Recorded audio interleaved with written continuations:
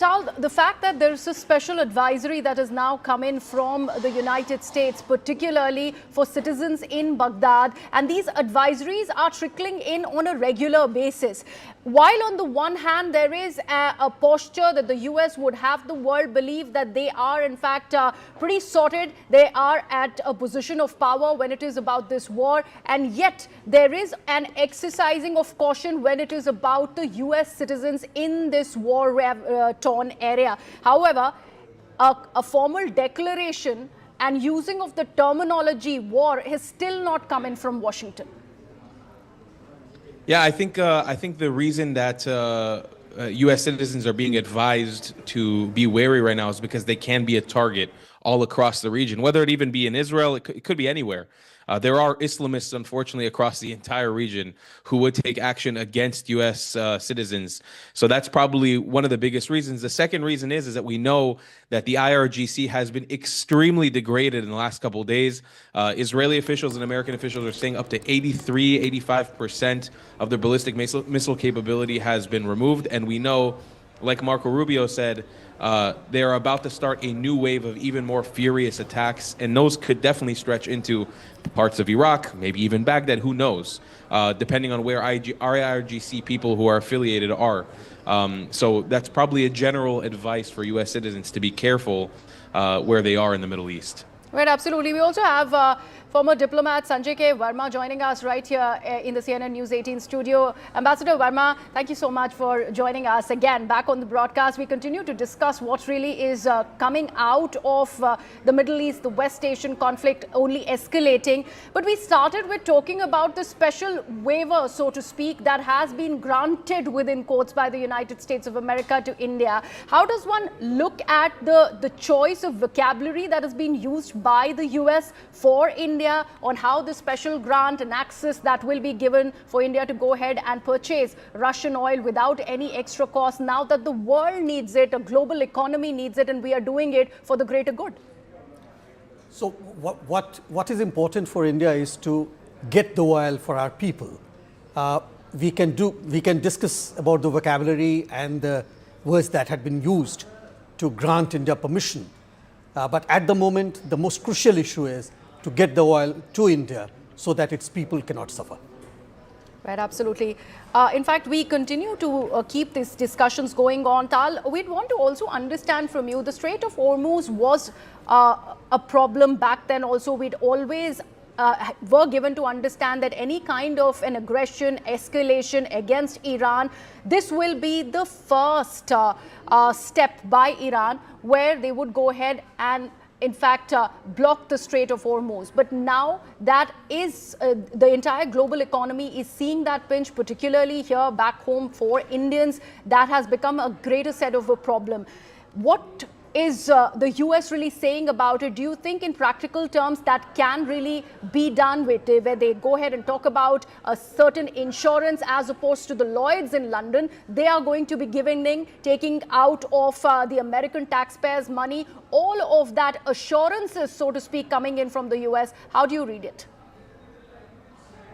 Security in the Strait of Hormuz through Iranian proxies like the Houthis is also going to end up costing the American taxpayer money in the long run, right? If we don't have control over this area, and that doesn't mean control like the U.S. is sitting there and controlling everything that goes in and out, but a general level of control or peace of an understanding, which we've never been able to have with any of the proxies of the Islamic regime or with the Islamic regime itself, it's going to end up costing the American taxpayer and the global economy anyways. So what they're doing right now is a cleanup crew. Basically, they're cleaning up this area. They're getting it ready and prepped for a, hopefully, inshallah, as we say, an age of peace. That's what we're hoping for. And that is going to, unfortunately, in the moment, cost the global economy. It's going to cost India. It's going to cost any company that's been doing deals with Iran and doing business with Iran from gas and oil. It's going to cost them a lot of money. But the hope is that they solve the issue now so we don't have to deal with it 20, 30, 40 years into the future. All right, stay with us, Tal. We'll continue with that discussion as well. But for now, we are getting in some breaking inputs. A word of caution coming in from Qatar's energy minister, who's warned of an oil price rise up to $150, that too in 2 to 3 weeks, if tankers remain unable to pass through the Strait of Hormuz. This is worrisome news, in fact, for the energy sector. We'll quickly take that piece of breaking news with Ayushman Jambal, who continues to stay with us. But as we've been talking about, yes, the governments have been reassuring that they have reserves for 20 to 25 days. But for how long will they be able to control the prices is also one key concern. Like I've been saying, Ayushman, we've been talking about how, yes, there is the worry of having reserves. On the other hand, you have the other worry, which is about controlling the prices. $150 per barrel is worrisome news. Absolutely. And the strikes coming in from Iran continue to send those shockwaves through the energy markets. We're getting that statement from Qatar's energy minister, who has warned that the war in the Middle East could bring down the economies of the world, portending doom when it comes to the situation with the energy markets, Akanksha. So this is the tension that is rising across the globe, with no clear objectives coming in from the United States and Israel, with the stated objective to eradicate the regime, which is still surviving inside Iran and still coordinating its military efforts. The Arab allies of the United States are raising this alarm that while you have your reserves, while every country has contingency plans, for how long will this war last? Because they could run out. There's another concern. Remember, when Qatar says that, it means double trouble for India, given that it is our largest LNG supplier as well. Absolutely. And so this will affect energy markets across the globe, and which is why all nations will have to create those contingency plans. India will have to diversify its supply. China will have to open its routes as well. Russia will become a major power player in the energy market, and that goes against the United States' stated strategic objectives. So while it is trying to divert attention from the Epstein files, while Trump is trying to flex his muscles in the Middle East, in the long term, could US lose that strategic edge? Let's quickly take this forward with Ambassador Sanjay also, who could weigh in on my question. Ambassador, the question now to also contemplate on is, perhaps we can bring in Tal also in just a bit, is that weren't Israel and the United States expecting such an energy crisis, and what is the contingency plan at the moment? It's deplorable that the countries who needed to be prepared for such a crisis were not taken into confidence before they struck Iran. So now we are in a soup as the major energy importing country, and we have to find our own ways to make sure that the country doesn't suffer energy crisis in coming days. We will, of course, look at Russian oil once again. There will be a limit which will be put on the import of Russian oil to India and the energy products from Russia.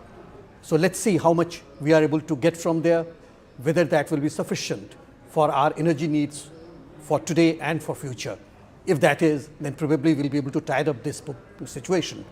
Otherwise, we'll be having a bit of crisis at our hand. But Tal, I'd like to bring you in here. Now that the Qatari energy minister it is not just a word of caution anymore. He's talking about how this entire war is going to bring the global economy down. And that gets back to the same question. Any kind of arrangement that has been made by the United States of America, is that enough? Because here we do know how much of a reliance is there of energy and oil imports of very many other countries, because Gulf countries, in fact, make for a larger share of those OPEC nations. And all of that, if it just stops coming in from the Gulf, and that is the warning that has come in from the energy minister, how do you see this really playing out?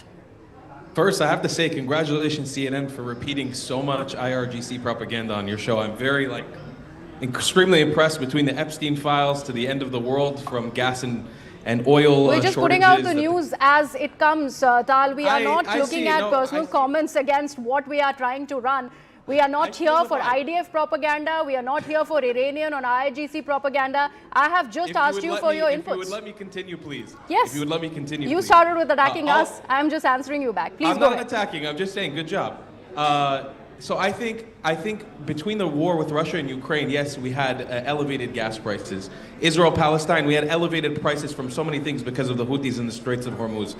This is not the end of the world. This is not going to cause a global economic collapse. It is not even, I don't even think it's really going to affect oil prices that much. Israel and the United States of America are extremely, extremely powerful, and so are the Arab states in the Gulf right now. We are going to do Now the oil prices have gone beyond $84 a barrel.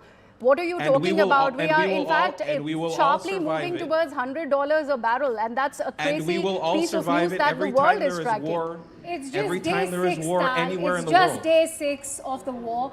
How are you talking? How can you even claim that we are surviving this war, given that our own government has said Because that I've they been have living reserves under war for 20 to for the last 2 25 years. days? What happens after the 25 days, given that the US President himself has declared that this war could very well go on beyond 5 weeks? The voices coming in from your country themselves are indicating that they have no timeline in mind. Prices will stabilize, as I know because I've been living under war for the last 2 years. In Russia, Ukraine, prices stabilized. Inflation reached the prices of where we're at today. Everything will be okay. The biggest deal, this is the part that everybody needs to get into their head. We were heading towards this point either way. There is no negotiation. There's no economic negotiations to be done with the IRGC. This is a group of people who wanted the end of the world through Islamic theology. This had to be done now. It's going to hurt a little bit in the short term, but we will be okay. The world will be okay, and the world will be a better place after this.